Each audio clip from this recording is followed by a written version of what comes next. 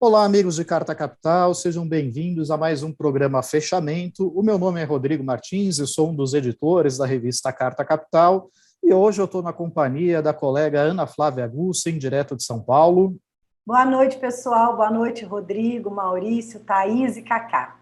Aliás, eu falei São Paulo, mas nem sei se você está em São Paulo mesmo ou se está em Minas. Não, eu estou em Minas. São Paulo é É, só a partir de amanhã. Aí, ó. Errou na então, abertura. então, direto de onde? Direto de Oliveira, Minas Gerais. Direto de Oliveira, direto de Oliveira. Também estamos na companhia de Thaís Reis Oliveira, editora do site. Eu não me arrisco a dizer onde ela está. Eu estou em São Paulo mesmo. Boa noite a todo mundo. Boa noite, Rodrigo, Ana, Maurício. E também o Maurício Tuzwell, direto do Rio de Janeiro. Seja bem-vindo, Maurício. Obrigado, Rodrigo. Boa noite aos colegas, boa noite, pessoal. Bom, no programa de hoje a gente tem assuntos bastante complexos e muito mais relevantes para tratar. Mas tem um assunto que eu confesso, eu não resisti, eu não vou perder a oportunidade de falar e vocês podem me julgar à vontade. O presidente Jair Bolsonaro, durante um encontro com lideranças evangélicas, enfim, esclareceu para que serve o Viagra que é distribuído às Forças Armadas. E, aparentemente, é para o tratamento de hipertensão. Muita gente, quando soube dessa revelação, imaginou que era pertinente ele estar falando para os evangélicos isso, porque, afinal de contas, precisava ter muita fé para acreditar nessa história.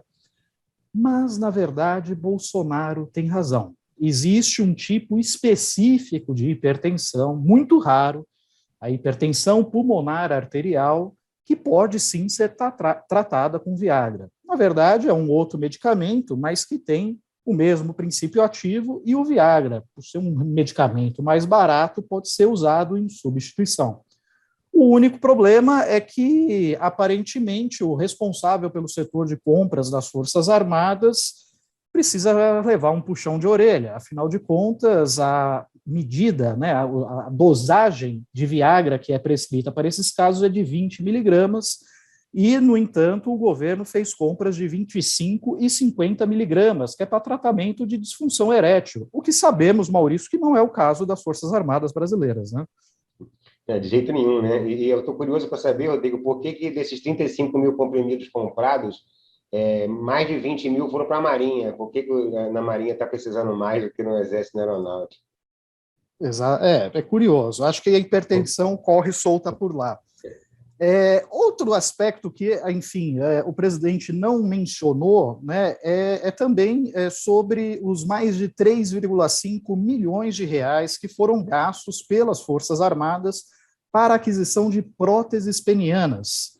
Imagino que também para o tratamento de algum tipo de hipertensão.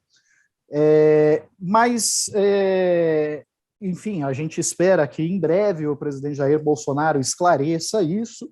Eu confesso para você, Maurício, que eu acho isso tudo uma grande bobagem, porque, afinal de contas, qual é o problema, né, de se encarar seriamente um problema que é uma condição de saúde, né? Disfunção erétil é uma condição de saúde. Qual o problema de tratar os nossos pobres combatentes?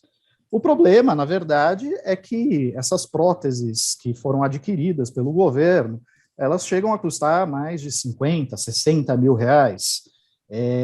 E enquanto está sobrando Viagra nos estoques dos hospitais militares, às vezes falta medicamento para tratar a hipertensão comum nos postos de saúde. Não fosse essa pequena diferença, não haveria o menor problema em tratar a disfunção erétil dos nossos valorosos combatentes, até para manter o elan da tropa elevado. Agora, Maurício, eu tenho aqui uma revelação para fazer. Amanhã o Maurício completa aniversário, eu não vou revelar a idade dele, porque seria uma deselegância, né? Ele já está com os preparativos prontos para a festa, que vai contar com participação da Alcione, da Grande Rio, a bateria da Escola de Samba, né? Um evento que está sendo organizado pelo Cláudio Castro, enfim, com a nata da elite carioca, e que deve ali, enfim, ocupar vários bairros do Rio de Janeiro. Amanhã, né, vocês devem ter aí o calendário, inclusive as rotas das ruas que foram bloqueadas e tal. Mas, Maurício, me diga uma coisa, confessa aqui para a gente, você faz algum tipo de tratamento de hipertensão, não? Não estou hipertenso ainda não. Não estou hipertenso ainda não, Rodrigo. Em relação ao aniversário, eu já me aliei aqui com a associação de blocos, né? Que não sei se vocês sabem, eles estão pretendendo fazer uma mobilização de rua para exigir que tenha bloco também no carnaval, que o desfile das escolas de samba aqui no Rio vai ser final de semana seguinte à Páscoa, né? O prefeito Eduardo Paes liberou, mas não liberou os blocos. Aí os blocos estão ameaçando fazer passeata para poder liberar bloco. Achei isso engraçado, uma passeata para liberar um bloco. A gente não vai saber se já é o bloco, se é a passeata para pedir o bloco, né? Um pouco confuso, né? No meu É caso, você que está por trás da organização do ato? não, mas malandramente estou pensando em surfar, né? Como muitos líderes fazem, eu vou surfar na mobilização, fazer de conta que o meu aniversário é uma das bandeiras e, enfim, espalhar essa comemoração maravilhosa para o Rio de Janeiro inteiro. Tá certo, tá certo. Bom, o recado que eu tenho para todos que estão nos acompanhando e que eventualmente sofrem com problema de disfunção erétil ou de hipertensão, fale com seu médico e exija que ele providencie os mesmos medicamentos e terapias que são fornecidos para as Forças Armadas. Afinal de contas, se somos cidadãos, temos o direito de usufruir dos mesmos direitos e benefícios que os nossos valorosos combatentes. Mas vamos avançar aqui para a nossa pauta, né, do dia, muito mais relevante, como eu mencionei. A reportagem de capa desta semana fala sobre as ameaças que estão sendo feitas abertamente por parlamentares contra o ex-presidente Lula, né, instigando, insuflando a matilha bolsonarista nas redes sociais, um grupo radical de apoiadores do atual presidente da República, que, como sabemos, está armado até os dentes. Mas, para falar melhor sobre esse assunto, eu vou chamar a repórter Ana Flávia Gussen, que assina a reportagem de capa desta semana. É isso aí, né, Rodrigo? Em um prazo aí de pouquíssimos dias, ao menos 5 parlamentares se filmaram, né, manipulando armas, ou fazendo discursos em plenários, nas tribunas, ameaçando a vida do ex-presidente, né? Um deles, o deputado Coronel Lee, ele praticamente fala: se você vier aqui no Sul, vai acontecer o que fizemos com seus amigos do MST. Vou mandar vocês para o inferno. A coisa, além de ameaçadora, ela soa até como uma espécie de confissão de algo, porque, né, a forma como foi falada, mas assim, não é de hoje que esse tipo de ameaça ocorre. A gente teve casos já de empresários atirando em placas com o rosto do ex-presidente. A gente tem alguns clubes de tiro que usam fotos do Lula e de alguns petistas para fazer treinamento de tiro, né? A gente vê esses casos pulando aí na internet o tempo inteiro, e a militância está muito preocupada já tem um bom tempo, né? Na verdade, você vê aí, desde 2018, quando teve a caravana do Lula pelo Sul, em que a caravana, né, o comboio, foi alvejado por tiros no Paraná. Eu até estava presente, um dia eu conto os relatos aí de como é que foi, mas foi uma caravana muito tensa, muito violenta. Eles queimavam máquinas para o ex-presidente não entrar nas cidades, atiravam pedras, pau. Tem até uma foto, acho que do Stucker, né, com uma pessoa com um relho, né, em cima de um militante petista. Então foi uma caravana muito violenta, né, em todos os sentidos. A gente entrava nas cidades, né, as máquinas estavam queimadas, os outdoors já colocavam Bolsonaro como presidente da República, isso lá em 2018, e que culminou com os tiros nos ônibus. Na época, eu conversando muito com o pessoal ali do entorno do ex-presidente Lula sobre qual que é a diferença de agora, eles chamam a atenção para uma coisa. Naquela época, a imprensa não deu muita pelota, né? Eu me lembro assim, das matérias seriam assim: atiraram no ônibus do ex-presidente Lula, diz PT. Como diz PT, se a polícia estava lá, se tem boletim, se foram Tinha filmados. Jornalistas no ônibus. Não, a gente levou, os jornalistas foram até o ônibus. Enquanto o Lula fazia a conversa dele com os alunos, a gente abriu, chamou toda a imprensa, colocamos para filmar os buracos. Tipo, tinha repórter dentro do ônibus filmando a entrada e a saída da bala. Não teve entrada e saída da bala, mas filmando, né, a pressão da bala. Então, assim, agora não. Agora, desde que, com a ascensão principalmente do bolsonarismo, vocês lembram bem que ele falou que ia metralhar a petralhada, né, e foi eleito com esse discurso, já tem uma atenção diferenciada da imprensa. Porém, eu fui conversar com especialistas e eles acreditam que, apesar de todo esse histórico, essa eleição vai ser uma das mais duras e mais violentas desde a redemocratização por alguns pontos. As pessoas estão muito armadas, né? Houve uma flexibilização de acesso a armas e munições que nunca teve na história do país, e teve também uma queda na apreensão de armas ilegais, né? Ou seja, mais armas em circulação.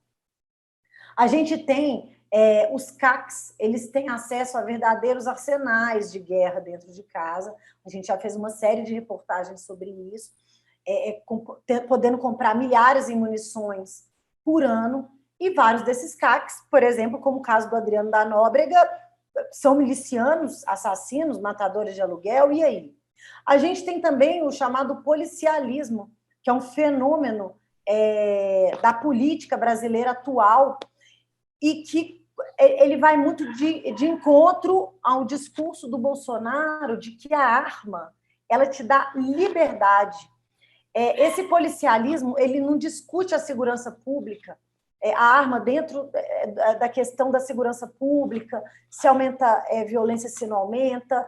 Esse policialismo, na verdade, a arma, ela vira uma política pública. É a arma como princípio fim da democracia, sabe? Assim, não é, o importante não é você ter o acesso a voto, acesso à política pública, acesso à educação. O importante é você ter o acesso a uma arma para você fazer as suas próprias leis.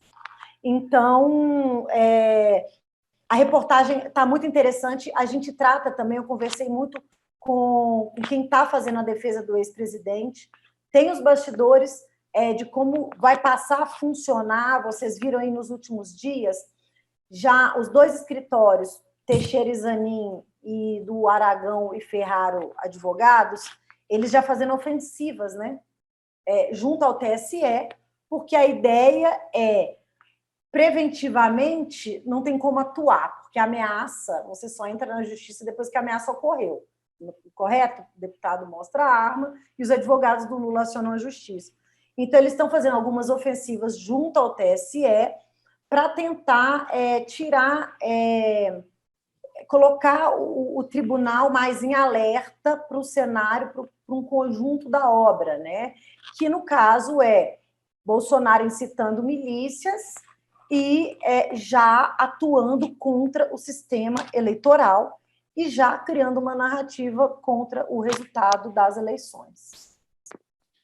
Aliás, tem um dado que você menciona na matéria que eu acho que é importante destacar, que quadruplicou o número de armas registradas no Brasil a cada ano. Em 2018, segundo dados da própria Polícia Federal, o número de registros de novos registros foi de 51 mil. Em 2020, no ano passado, este número passou para 202,5 mil. É um aumento realmente impressionante. E a importação de armas e pistolas também teve uma alta de 12% no ano passado, ao passo que a importação de fuzis, carabinas, metralhadoras e submetralhadoras, enfim, essas armas de menor potencial ofensivo, atingiu o vertiginoso aumento de 574%. Aí o que eu me pergunto Maurício, diante deste cenário, não tem... O judiciário não está complacente demais com a atitude desses deputados que estão fazendo ameaças explícitas com armas de fogo na mão? Rodrigo, acho que a grande questão é saber se não somente a justiça eleitoral, como a democracia do Brasil como um todo está preparada para esse tipo de campanha, né? Eu acho que, como a Ana Flávia falou muito bem, certamente será a campanha mais violenta, né, desde da redemocratização do país. Em 2018, se criou todo um discurso de ódio em relação ao PT e à figura do Lula, mas o Lula não sendo candidato né, e estando preso depois, mais tarde, acabou, de certa forma, arrefecendo essa onda.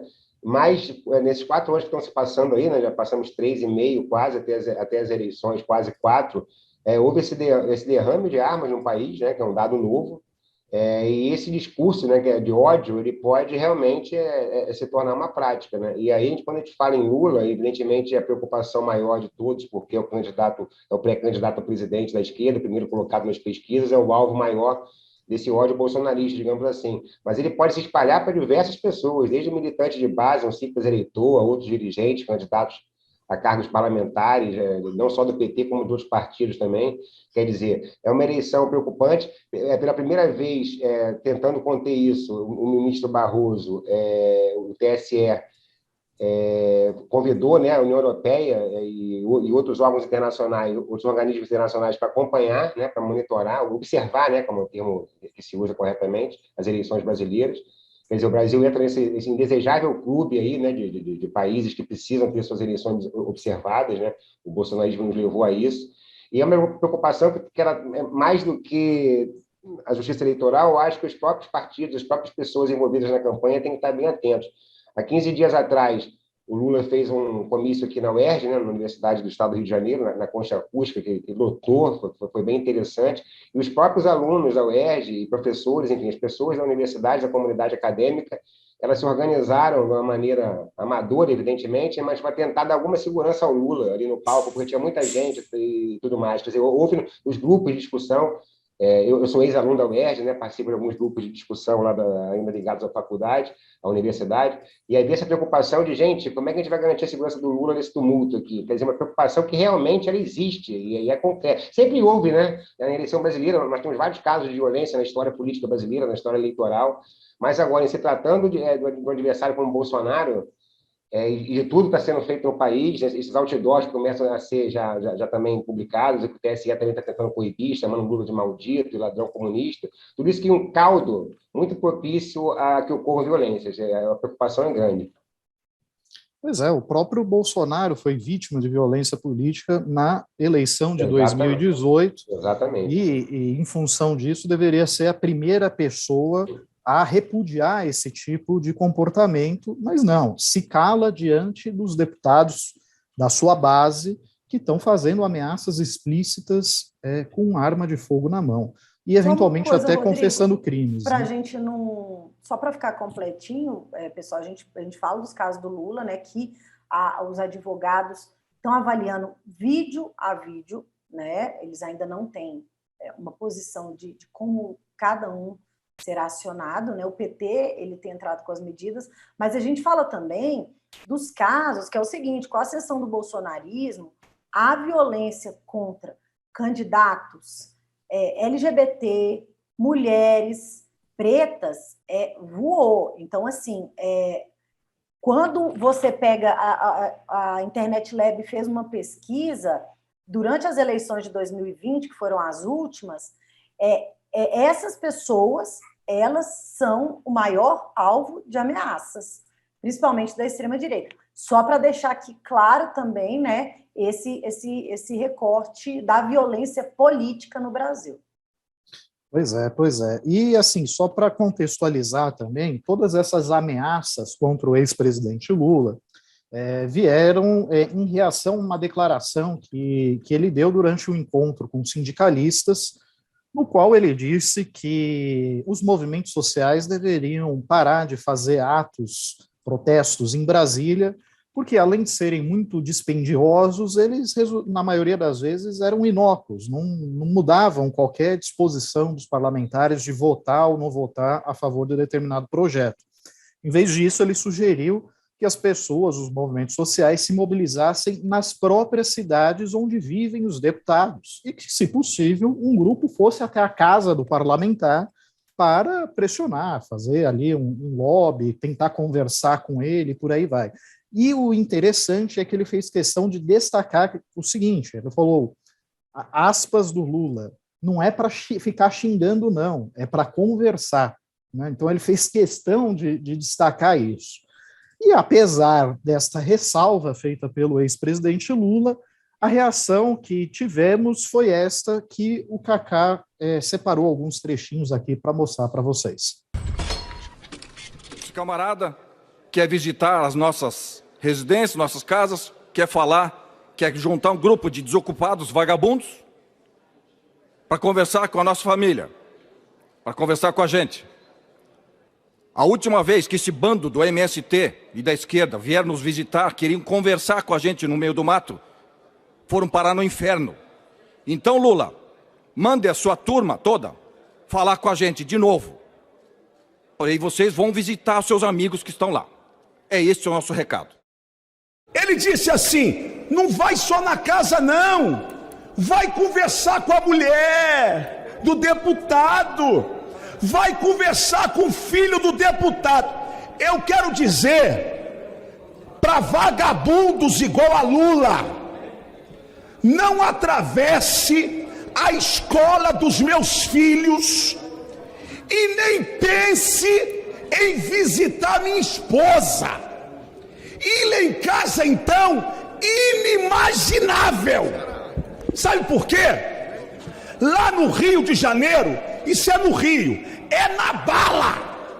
Então, não venha atravessar a escola de meus filhos, não venha tentar abordar minha mulher, não venha tentar visitar minha casa, porque vai ser na bala.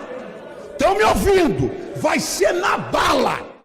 E eu vou esperar vocês lá, tanto sua turma como você, a lá conversar com a minha esposa, com a minha filha, tá bom? Vocês serão muito bem-vindos. Até lá. Bom, vocês próprios podem avaliar se a reação desses parlamentares foi proporcional à sugestão que foi feita pelo ex-presidente Lula.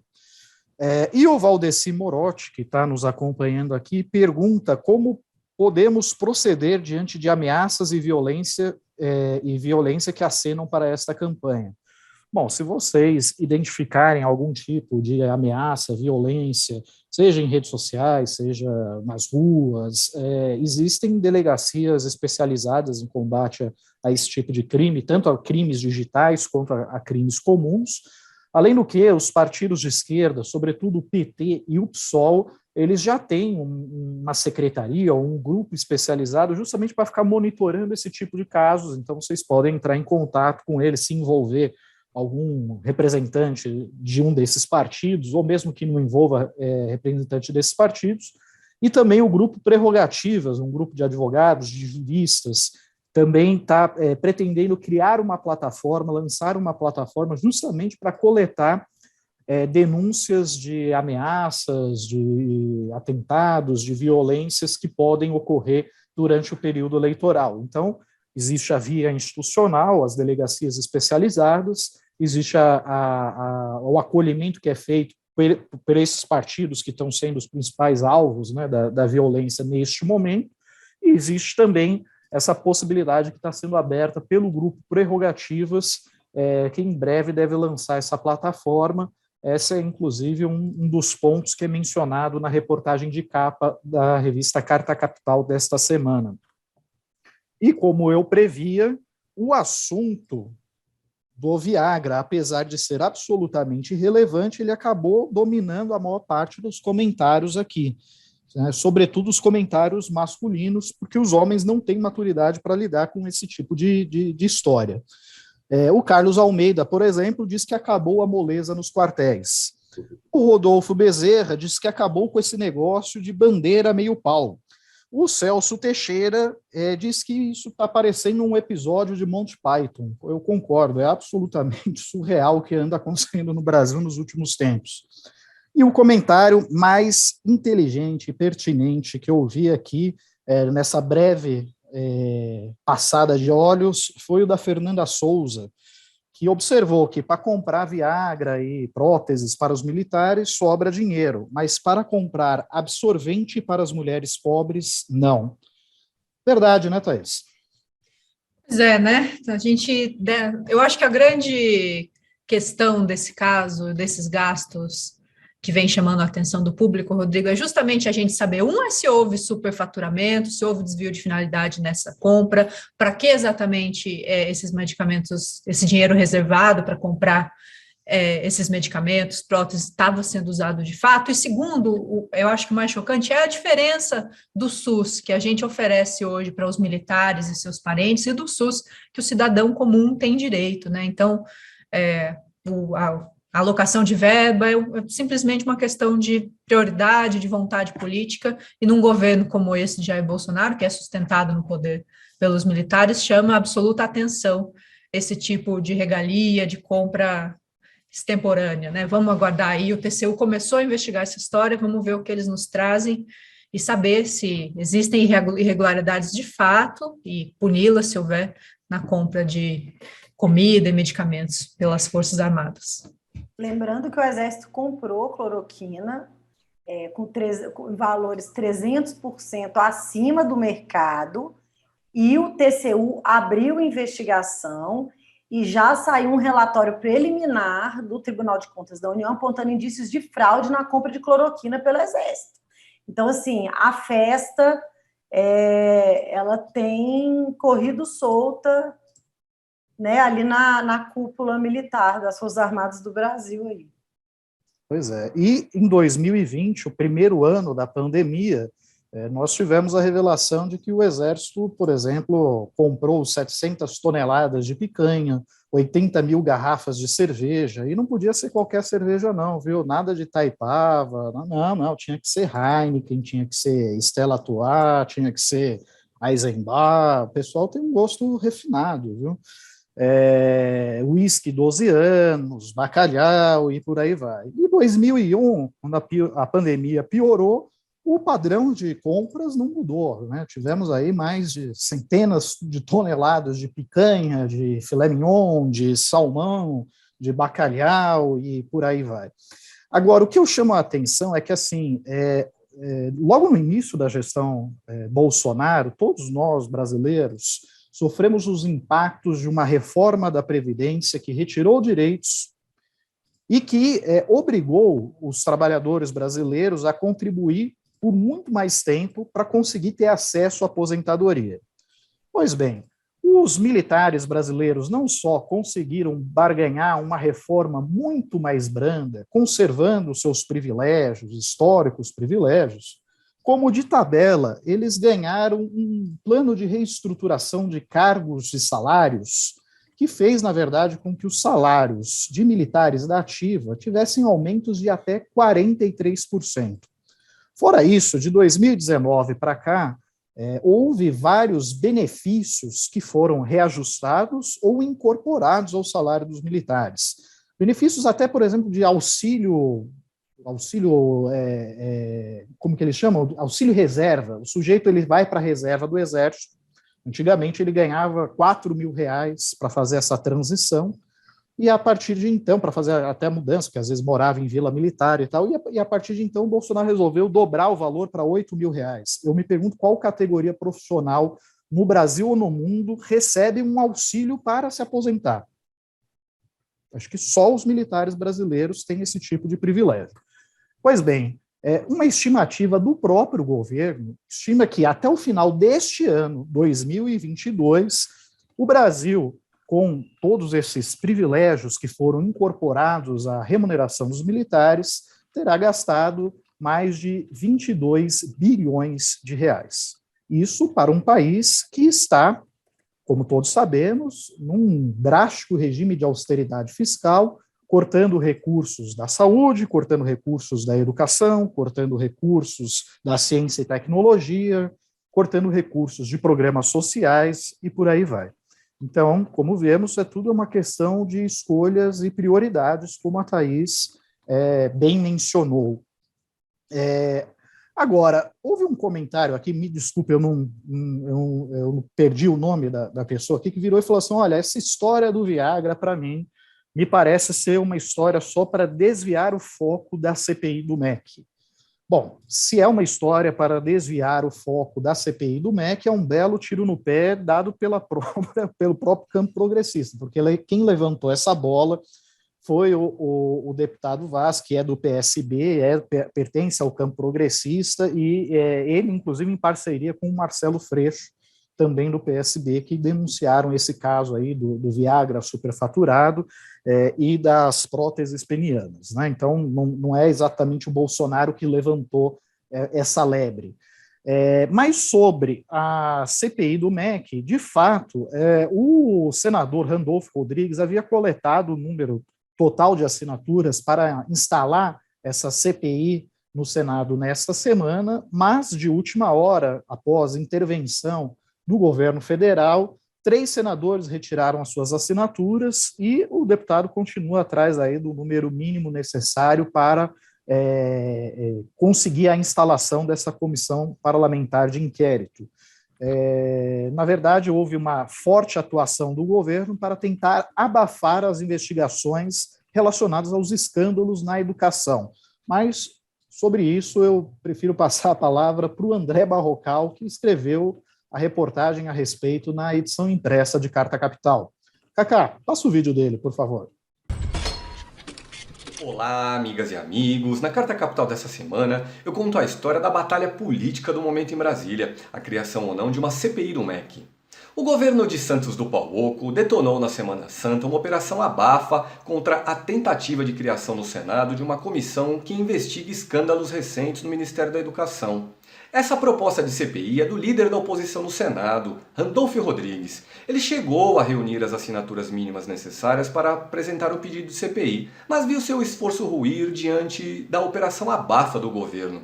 Essa operação abafa teve mais um lance importante. A tropa governista propõe criar uma outra CPI para investigar obras de escolas inacabadas iniciadas entre os governos Lula e Michel Temer. Essa operação abafa mostra como hoje em dia a articulação política de Jair Bolsonaro está profissionalizada, entregue ao Centrão. E o Centrão não age apenas para blindar o presidente, mas também em defesa dos próprios interesses. Vamos recordar a história da proposta de CPI. Ela teve início com o escândalo dos pastores lobistas, cobradores de propina para vender influência no Ministério da Educação. O então ministro Milton Ribeiro caiu em razão desse escândalo no fim de março. Mas um áudio divulgado pela Folha de São Paulo mostra que Milton Ribeiro abriu as portas do MEC aos pastores lobistas a pedido de Jair Bolsonaro. Depois desse escândalo, a CPI do MEC ganhou força com outros rolos noticiados pela mídia. Rolos como a compra superfaturada de ônibus escolares, de kits robótica, de escolas fake. Todas histórias com grana do Fundo Nacional de Desenvolvimento da Educação, o FNDE. Esse fundo está entregue ao Centrão desde maio de 2020. Seu presidente, Marcelo Lopes da Ponte, era chefe do gabinete de Ciro Nogueira no Senado. Ciro Nogueira, que hoje é chefe da Casa Civil de Bolsonaro e o principal agente da Operação Abafa. Um dos diretores do FNDE é Garigã Amarante Pinto. Ele era ligado à bancada do PL na Câmara dos Deputados. E quem propôs a CPI alternativa no Senado foi um senador do PL, Carlos Portinho. O desfecho dessa batalha em torno de CPIs ou não, nós veremos depois da Páscoa. Um pepino para o presidente do Senado, Rodrigo Pacheco. Bom, e como eu havia dito, o assunto do Exército, das Forças Armadas, ele continua rendendo. O senator fez um comentário aqui que eu não posso deixar de não mencionar.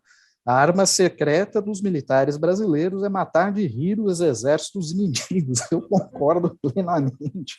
Eu acho que estamos preparados para qualquer guerra. A turma não vai conseguir parar de gargalhar e vamos vencer qualquer conflito que tivermos pela frente. Agora, voltando a um assunto mais árido, mais pesado, Thaís, eu vi há pouco no site uma chamada mostrando uma pesquisa de intenção de votos para a presidência da República, que diminuiu a distância entre Jair Bolsonaro e o presidente Lula. Essa distância já foi muito maior e agora seria de 5 pontos percentuais. É isso mesmo? É isso, Rodrigo. O Poder 360, o site Poder 360, tem uma divisão de pesquisas, o Poder Data, que vem divulgando pesquisas de intenção de voto, e o resultado mais recente saiu hoje, quarta-feira, e essa pesquisa mostra que o presidente Lula segue ainda na liderança, mas que a distância entre ele e o presidente e o ex-presidente, não, pelo amor de Deus, ainda não, o presidente Jair Bolsonaro vem diminuindo. Calma. Então, Ato falho. É muita força de vontade. Segundo essa pesquisa, o Lula teria 40% das intenções de voto e o Bolsonaro teria 35%, o que significa que a distância entre os dois caiu para apenas 5 pontos. Então, é um movimento que muitos analistas vêm comparando ali ao fechamento de uma boca de jacaré que abriu-se em novembro do ano passado, que é quando o presidente Lula passou a pontuar muito bem nas pesquisas e a popularidade do Jair Bolsonaro foi, em conseguinte, diminuindo. Então, abrindo-se essa boca parece agora estar se fechando. Isso se deve a a várias questões. A principal delas envolve o fato de a pandemia estar se tornando para muitas pessoas um assunto do passado. Então, o desagrado com a postura do governo frente à pandemia tem diminuído de importância na opinião pública e, paralelo a isso, mais e mais pessoas começam a receber o Auxílio Brasil, que é um benefício do governo Jair Bolsonaro que substitui o Bolsa Família, que tem atingido, enfim, muitos beneficiários, mais especificamente, cerca de 41 milhões de trabalhadores. Saiu hoje mais cedo um estudo que, enfim, deixa muito claro qual é o tamanho, a importância desse benefício, do que a gente está falando quando os números indicam essa melhora essa diminuição do fosso entre Lula e Bolsonaro. Segundo o estudo do FGV-IBRE, que foi divulgado hoje pela imprensa, o número de pessoas que trabalham em 12 estados brasileiros é menor nesses estados do que o número de pessoas que recebem o Auxílio Brasil. Então, é óbvio que, independentemente da paternidade, do que a gente possa falar a respeito do impacto desse benefício, ele vai ter algum impacto a respeito sobre as intenções de voto, o que quer dizer que essa eleição, ao contrário do que muita gente poderia pensar há meses atrás, não está ganha, está muito longe de estar ganha, e pode representar aí um problema para o campo progressista, para essa aliança que vem se formando em torno do presidente Lula, na busca por uma vitória ainda em primeiro turno. Um outro aspecto importante, Rodrigo, dessa questão tem a ver com o fato de que o voto evangélico vai, mais uma vez, ser determinante para essas eleições. E é claro que a gente não está falando aqui de que existe um voto evangélico monolítico, né, que os evangélicos, como uma denominação cheia de ramificações, vão votar em bloco nesse ou naquele candidato. Mas o fato é que várias denominações pentecostais têm encontrado no presidente Jair Bolsonaro uma vazão para questões religiosas e morais que norteiam a profissão da fé desse público, e isso certamente vai ser explorado agora pela direita, mais especificamente quando você fala da mulher evangélica. É importante lembrar que a maioria dos evangélicos no Brasil são mulheres, e a maioria dessas mulheres são mulheres negras, e muitas delas têm uma rejeição à figura do Bolsonaro pela belicosidade, pelo autoritarismo, e existem burburinhos em Brasília de que o presidente Jair Bolsonaro vai tentar quebrar essa rejeição das mulheres evangélicas à figura dele, até porque essa figura feminina é uma figura que influencia a família a votar, então ela pode ser uma puxadora de votos. Circulou até rumores de que o fato de ter Braga Neto como vice dele não estaria ainda consolidado, e que havia-se pessoas sugerindo, havia-se estudos de que a vice pudesse ser Damares Alves, obviamente, ali, para criar essa ponte com o eleitorado feminino evangélico e, quem sabe, quebrar a resistência que elas têm a eles. Vai ser uma eleição muito difícil. Essas declarações que o presidente Lula tem feito a respeito do aborto, mais especificamente, ou muitas outras, já têm sido usadas pela direita, pelos apoiadores do Bolsonaro, para minar a candidatura dele. Então, se encaminha-se para ter uma eleição mais complicada do que o cenário que se desenhava meses atrás. Vamos acompanhar aí as próximas pesquisas e os próximos passos. Aliás, Thaís, o seu ato falho ele já foi perdoado aqui. Inclusive, a Cris K diz que o seu ato falho, na verdade, é a esperança de todos nós. Bom, Ana Flávia, você tem algo a complementar sobre o PT, não? Ah, sim. Não, primeiro só comentar, né, que quando há um tempo atrás a gente falava em eleições plebiscitárias, né, ninguém acreditava, e pelo que a gente está vendo aí é o que vem se desenhando.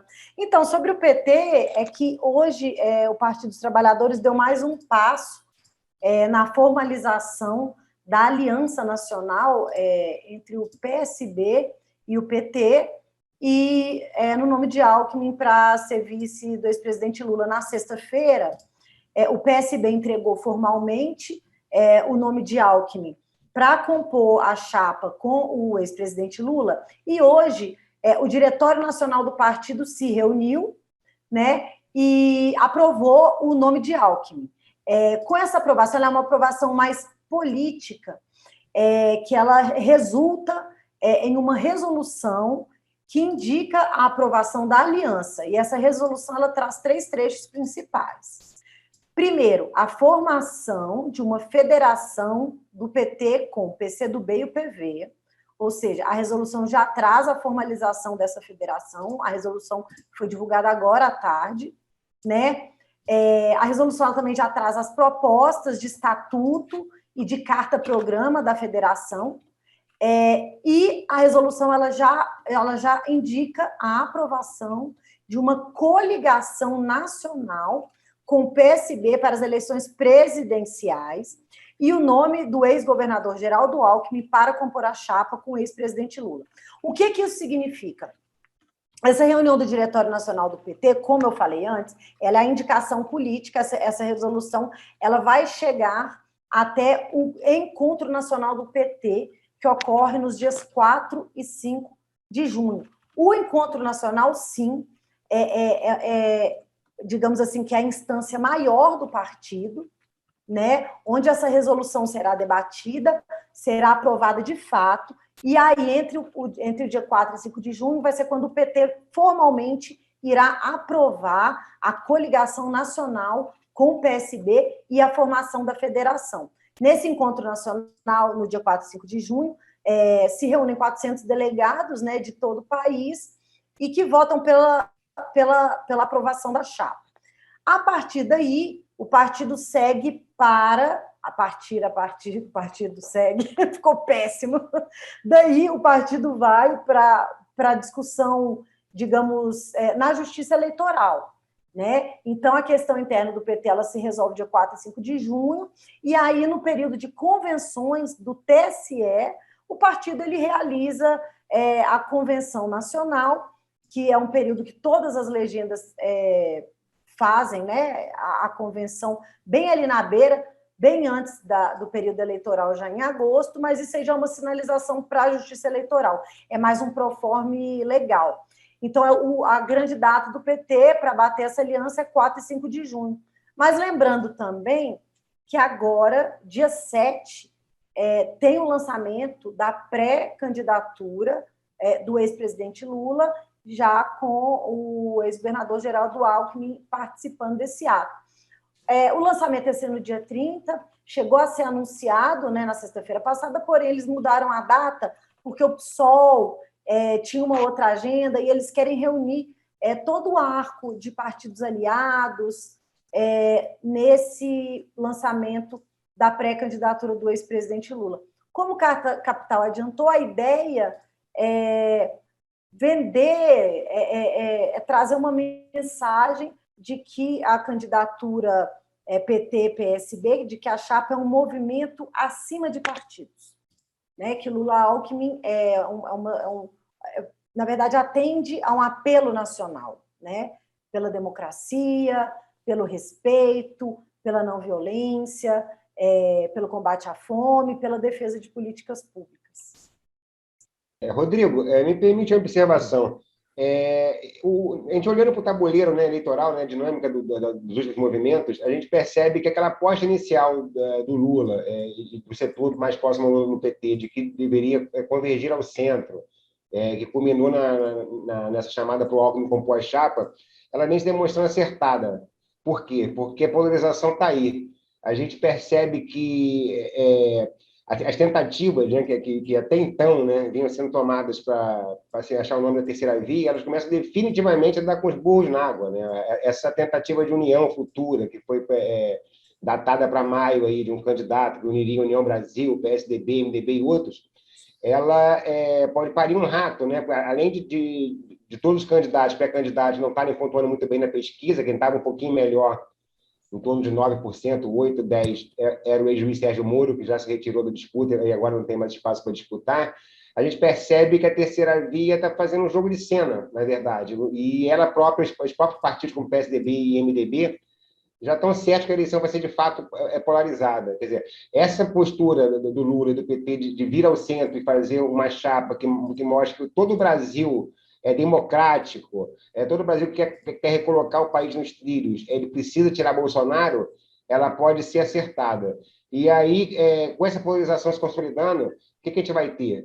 O bolsonarismo cada vez mais querendo trazer essas pautas de costume para o debate político, cada vez mais tentando demonizar a figura do Lula e alimentar o antipetismo a partir das denúncias como Mensalão e outras dos governos petistas em torno desse tema da corrupção. Mas o próprio tema da corrupção hoje já virou um grande telhado de vidro para o bolsonarismo. Né? Nós tivemos nos últimos dias esse escândalo do MEC, por exemplo, né? O governo determinou sigilo de 100 anos, mais uma vez, assim como fez no caso dos filhos do presidente, assim como fez no processo do Exército lá, que acabou não punindo o general e ex-ministro Eduardo Pazuello, mais uma vez o governo impõe sigilo de 100 anos para as conversas que o Bolsonaro teve com os pastores lobistas. Quer dizer, a tentativa do bolsonarismo vai ser empurrar para debaixo do tapete essas discussões, e eu acho que a esquerda, enfim, o campo democrático, tem que trazer essa discussão à baila e mostrar o que está acontecendo também. Né? Nós temos aí o kit robótico, ônibus escolares, tudo isso superfaturado, e tudo isso ligado, e esse é um tema que a sociedade vai ter que se debruçar sobre ele, seja agora, seja no próximo governo, a questão do orçamento secreto. O orçamento secreto, as emendas do relator, né? Eles são hoje uma espécie de origem de todos os males, né? E, em última instância, foi o que permitiu que o Bolsonaro esteja no poder até hoje. Foi o poder do orçamento secreto e desse dinheiro que está sendo irrigado aí para parlamentares sem que a gente saiba exatamente quem propôs o quê. Um exemplo, por exemplo, a Engefor, essa empresa que ganhou mais da metade das licitações para pavimentação de rodovias no governo Bolsonaro, ela recebeu 272 milhões do orçamento. Ela recebeu um total de 360 milhões, desses 360, 272 milhões vieram do orçamento secreto. E desses 272 milhões que vieram do orçamento secreto, apenas 22 milhões têm autor identificado. 250 você faz ideia de quais foram os deputados, quer dizer, isso dá margem a muita coisa errada. Foi esse dinheiro derramado aí pelo presidente Arthur Lira da Câmara, que segurou o Bolsonaro no poder em última instância. É um grande mal para a democracia representativa brasileira hoje. Eu acho que vai ter que ser tratado com seriedade na campanha eleitoral. É um tema que o Bolsonaro não vai querer jogar para debaixo do tapete, mas que a oposição tem que trazer para o debate. E acho que tem que trazer para o debate também as pautas concretas. O João Souza está dizendo aqui que a carne em Macapá está impossível de comprar. Carne de agulha, que em alguns estados também é conhecido como ponta de agulha, já chega a R$ 29,00 o quilo. R$ 29,00 o quilo é, na verdade, o A100 em promoção aqui na Vila Quaquá. Quando a gente vê que está em torno de R$ 30,00, a gente corre para comprar, para moer, que é uma carne dura para caramba. E as carnes mais nobres, assim, para fazer bife, como contrafilé, alcatra, enfim, aí é tudo acima de R$ 45,00, R$ 50,00. Está difícil realmente.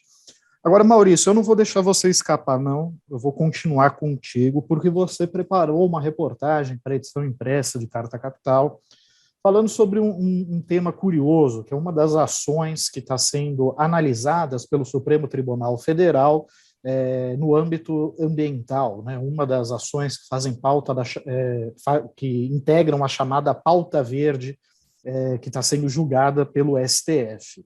E essa ação, ela pede que o STF, a Suprema Corte, obrigue o governo brasileiro a retomar o plano de combate ao desmatamento na Amazônia, que foi iniciado no governo Lula e completamente abandonado pela atual gestão, sob pena de se instituir uma moratória completa do desmatamento.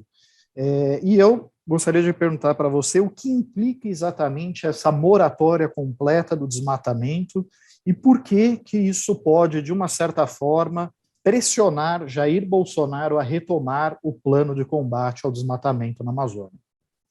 Rodrigo, a questão aí é dar uma mordida no bolso da indústria madeireira que está na base de apoio ao Bolsonaro, né? E a gente sabe que é tudo muito fluido, né? A legalidade e a ilegalidade nesse setor, elas muitas vezes se confundem. A gente não sabe, às vezes, uma empresa que atua legalmente, ela própria também tem atividade legal. É muito complexo. Um setor que já demandou várias investigações da Polícia Federal, Ministério Público, enfim. É um setor legal.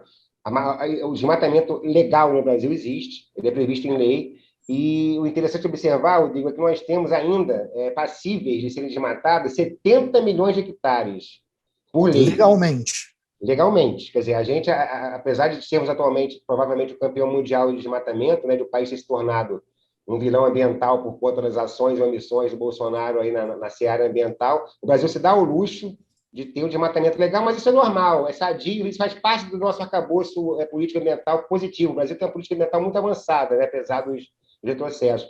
Mas o fato é que, se essa moratória acontecer, ela pode ser o sonhado instrumento que faça realmente, não parar, que parar é pedir demais, já seria um sonho, mas que provoque uma redução de fato no desmatamento, uma vez que vai doer no bolso dessas empresas. Eu procurei uma estimativa de valor no mercado, não existe. O próprio setor não faz esse levantamento, o que mostra como te falei, como é um pouco obscuro e fluido o setor. Mas eu consegui apurar, que essa foi a informação mais recente, eu consegui que no primeiro semestre do ano passado, de janeiro a junho, foram mandadas para fora do país 1,18 milhão de toneladas de madeira. Legal. Quer dizer, se você colocar uma moratória total sobre isso, realmente vai ser algo que pode afetar o setor e ter um reflexo na questão. O plano de combate ao desmatamento na Amazônia ele foi criado em 2004 pelo governo Lula e foi desligado em 2019. O termo é esse. O Bolsonaro foi um dos setores ambientais que ele apertou o botão off lá. Não teve mais nada desde que esse governo começou. E essa chama Ação de Descumprimento de Preceito Fundamental, o nome da ação jurídica, né? Chama DPF. Essa DPF 760, que começou a ser julgada, ela pede que o governo retome, e além de ter essa pena da moratória, caso o governo não retome, ela implica que o governo tem que tomar algumas atitudes para retomar fiscalização ambiental e outras coisas assim, como, por exemplo, aparelhar o IBAMA e o Instituto Chico Mendes, seja através de concurso público, seja através de contratação emergencial, mas o fato é que essa é uma DPF que, se aprovada, ela pode constranger o governo a ter que melhorar a sua atuação. O que acontece? Ela faz parte de uma das 7, né, a DPF 760, faz parte de uma das 7 ações que vão ser julgadas, já chamada pauta verde pelo STF.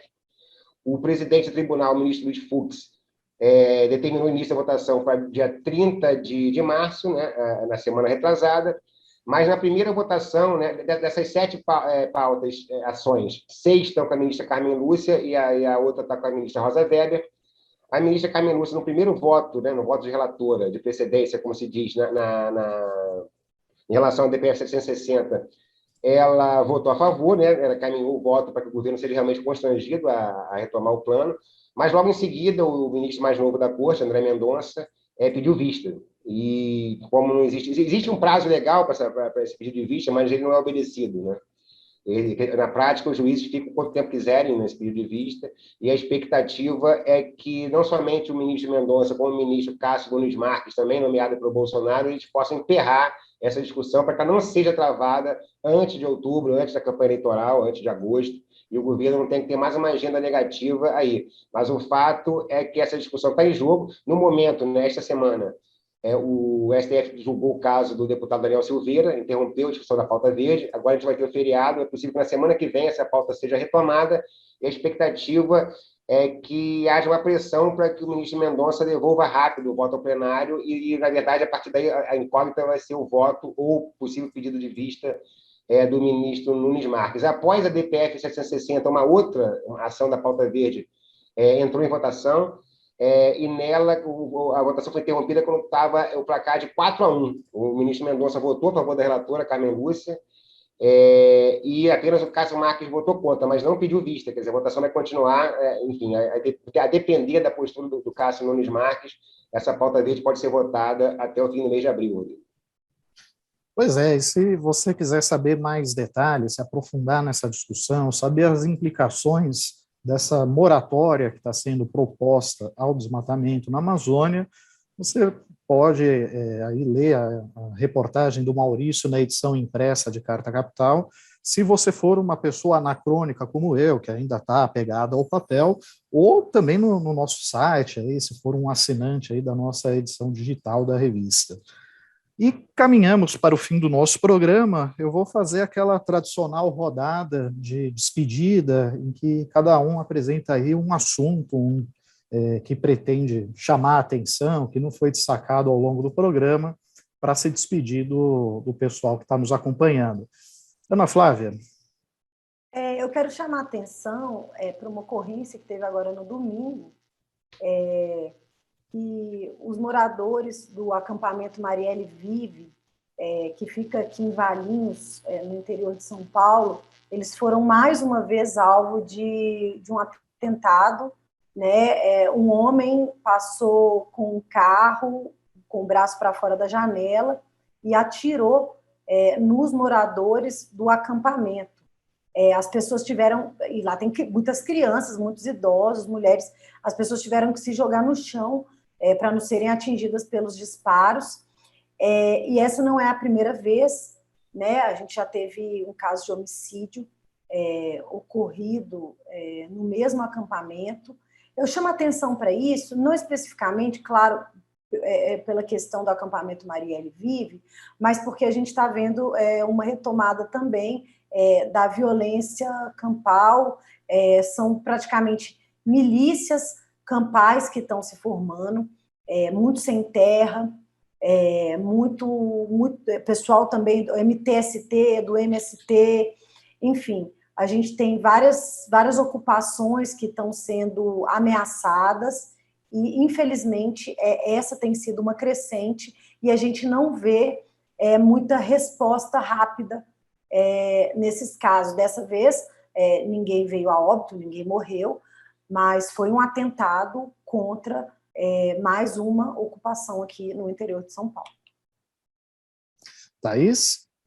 Eu gostaria só, Rodrigo, de mencionar uma outra atitude do governo Bolsonaro aí, que tem tudo a ver com a corrida eleitoral. Hoje, o governo anunciou um reajuste de 5% aos servidores públicos federais, num contexto de greve de várias categorias, como, por exemplo, dos servidores do Banco Central, depois de uma malfadada tentativa do governo de dar aumentos aos policiais. Então, ele surpreendeu, pegou de surpresa todo mundo com esse reajuste de 5%, o que significa que outras áreas vão ter menos verba, mas esse reajuste teria desagradado alguns desses servidores e pode, inclusive, intensificar essas manifestações.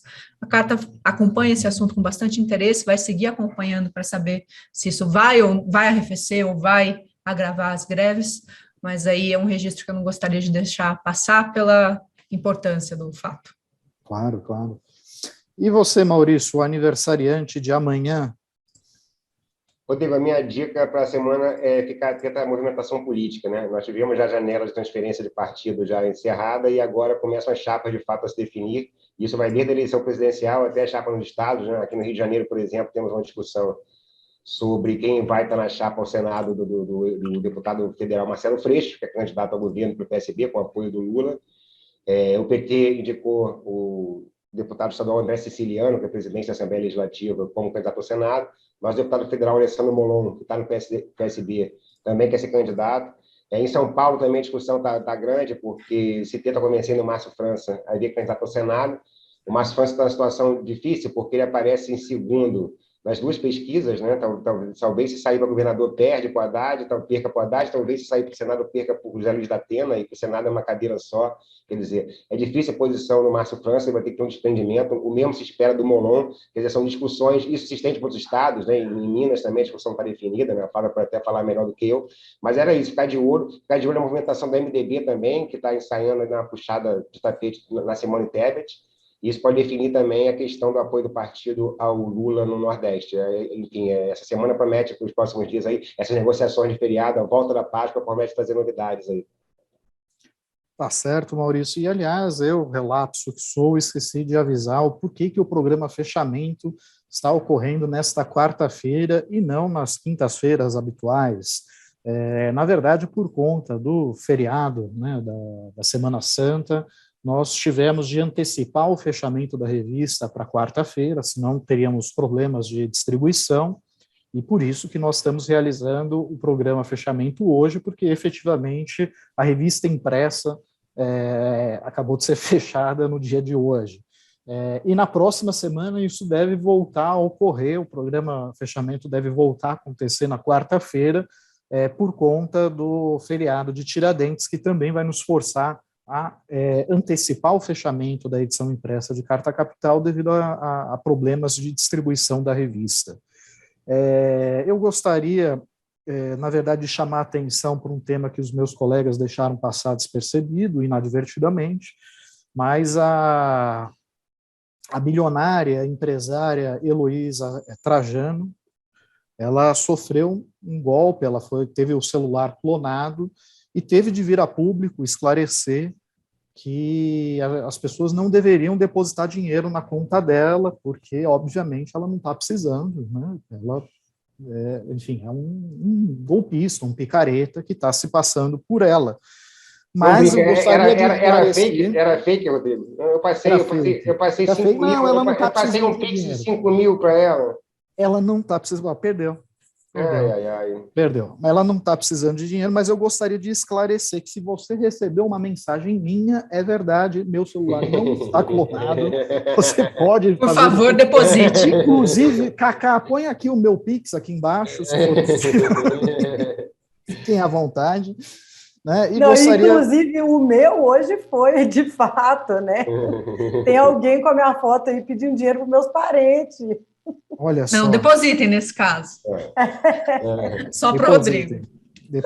Deposita para o Rodrigo. Ana Flávia pedir não, está clonado e está, inclusive, necessitando, tá? Diferentemente da Luísa Trajano, coitada. Ela não está precisando, mas eu... Enfim, e o Cacá me lembra aqui, nós estamos falando sobre a CPI do MEC, que na sexta-feira passada o André Barrocal entrevistou o senador Randolfo Rodrigues, que é o senador que está coletando as assinaturas para a instalação da CPI do MEC. Então, se você não acompanhou essa entrevista e quiser rever, está disponível no canal do YouTube de Carta Capital. Por fim, e não menos importante, pelo menos para mim, gostaria de informar que eu estou saindo de férias pelas próximas 2 semanas, o que significa que eu não estarei aqui nessas próximas semanas, vocês poderão respirar aliviados. Também não haverá edição do Manda no Zap, todas as pessoas que se queixam do programa, porque a minha voz é irritante, podem ficar tranquilos, por 2 semanas vocês estarão livres, e eu vou aproveitar esse período para fazer, enfim, a minha peregrinação para a Venezuela, Cuba e Coreia do Sul. Coreia do Sul não, Coreia do Norte. Perdão. Coreia do Norte, né? Porque, afinal de contas, eu, enfim, preciso ir aonde estão os meus companheiros. Pessoal, um forte abraço a todos e até a próxima. Tchau, pessoal. Boa noite. Tchau, pessoal. Boa noite.